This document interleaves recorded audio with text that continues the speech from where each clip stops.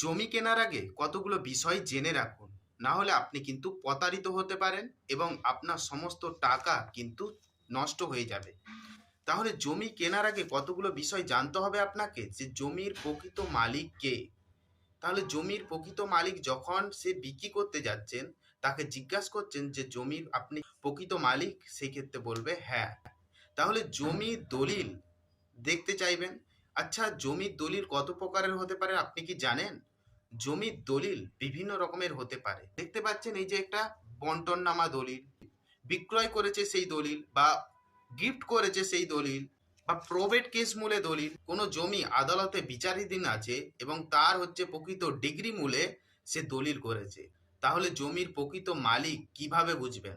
ধরুন হচ্ছে ক্রয় মূলে দলিল। সেক্ষেত্রে ক্রয় মূলে দলিল হলে আপনি দেখতে পাবেন দুটো পার্টি থাকবে, সেই দুটো পার্টির নাম থাকবে এবং জমির দলিলটি রেজিস্ট্রি হয়েছে কিনা সেটা দেখে নেবেন।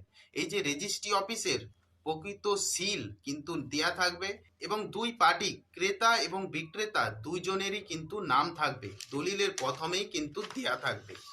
এটা কিন্তু দেখে নিতে হবে। এবং সেই জমি যদি উত্তরাধিকারী সূত্রে পায়, সেই জমি কোনো ছেলে বিক্রি করে, তাহলে তার হচ্ছে জন্ম সার্টিফিকেট প্লাস হচ্ছে ভোটার কার্ড, আধার কার্ড এবং তার বাবার হচ্ছে ডেথ সার্টিফিকেট লাগবে। সেই ক্ষেত্রে আপনি নিশ্চিত হবেন সেটি তার বাবার জমি এবং তার বাবার একটা প্রকৃত দলিল আছে।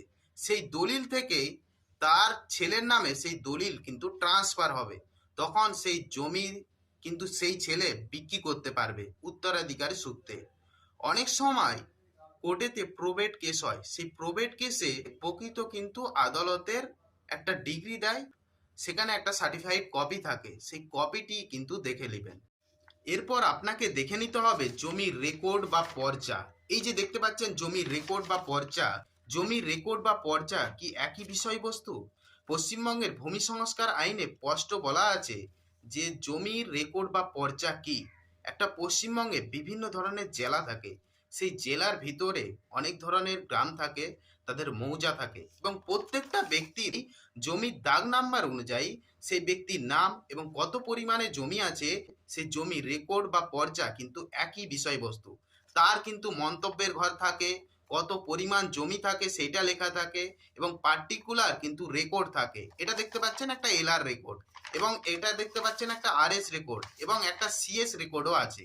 পার্টিকুলার রেকর্ডেরও কিন্তু ভাগ আছে, সেইগুলি আপনাকে দেখে নিতে হবে। দলিলের সাথে যে রেকর্ডের মিল, কার নামে আছে, কত পরিমাণ আছে, এইসব বিষয়গুলি আপনাকে দেখে নিতে হবে জমি কেনার আগে। এরপরে আসা যাক সেই জমির ইতিহাস কি আছে। আপনি দেখবেন জমি কেনার আগে তার ইতিহাস কিভাবে দেখবেন। ধরুন ক্রয় মূল্যে সেই ব্যক্তি জমিটি কিনেছে অন্য ব্যক্তির নামে, তাহলে অন্য ব্যক্তির নামে নিশ্চয়ই দলিল আছে, অর্থাৎ চেন ডিড, পিট দলিলটি দেখে নেবেন। একটা পিট দলিল থাকে, কে কার কাছ থেকে কিনেছে, এই চেন ডিডটা সার্চিং করে নেবেন। এরপর আসা যাক সেই জমি যদি শিডিউল ট্রাইব বা আদিবাসী সম্প্রদায়ের জমি হয়ে থাকে, সেই জমি যদি দলিল হয়ে থাকে, সেই বিষয়টা কিন্তু লক্ষণীয় বিষয় এবং আপনার উকিল বাবুর কাছে সঠিক কিন্তু পরামর্শ নিতে হবে। কারণ শিডিউল ট্রাইব যাদের আদিবাসী সম্প্রদায়ের জমি, তারা যদি জমি বিক্রি করে, তাদের সম্প্রদায়ের মানুষেরই কিন্তু আগে কেনার অগ্রাধিকার আছে। এইসব বিষয়গুলি, এই যে জেরক্সপত্র কিন্তু দেখবেন না, সেক্ষেত্রে পার্টিকুলার অরিজিনাল ডকুমেন্টসগুলো দেখে নেবেন। কারণ এই দলিল নিয়ে অনেক ধরনের প্রতারণার শিকার হয় মানুষ, পরবর্তীকালে মামলা হয় এবং অনেকগুলো টাকা কিন্তু মানুষের নষ্ট হয়। এরপর আসা যাক জমি ভেস্ট হয়েছে কিনা। সেই ভেস্ট হলে জমি আপনি কিনবেন না এবং জমি বন্ধক আছে কিনা সেই বিষয়েও আপনাকে অবগত হতে হবে, আপনাকে জানতে হবে। জমি যদি বন্ধক থাকে সেই জমি কিনবেন না।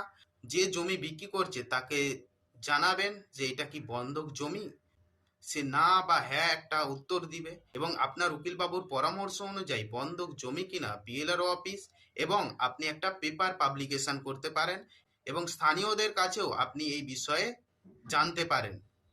তাহলে জমি কিনতে গেলে অনেকগুলো বিষয় কিন্তু মাথায় রাখতে হবে, তবুও 100% শিওর নয় সেই জমিটি প্রকৃত মালিক কিনা। তাহলে আপনার উকিল বাবুর পরামর্শ অনুযায়ী সেই জমির রেকর্ড, পর্চা, দলিল, জমির আরো অন্যান্য ইতিহাস ভেস্টিং এ আছে কিনা, সেই জমি শিডিউল ট্রাইব কিনা এবং জমি প্রকৃত রেজিস্ট্রি হয়েছে কিনা, এইসব বিষয়গুলি কিন্তু লক্ষণীয় বিষয়। আপনার উকিল বাবুর পরামর্শ অনুযায়ী আপনাকে জমিটি কেনা উচিত, কারণ পরবর্তীকালে আপনাদের ছেলে মেয়ে উত্তরাধিকারীদের প্রবলেম অ্যারাইজ হতে পারে, প্রবলেম আসতে পারে। তাই যদি আপনাদের কোনো কোশ্চেন থাকে, জিজ্ঞাসা থাকে, কমেন্টের মাধ্যমে জানাবেন এবং আমার ইউটিউব চ্যানেলে নতুন হয়ে থাকলে সাবস্ক্রাইব করে পাশে থাকুন। ধন্যবাদ।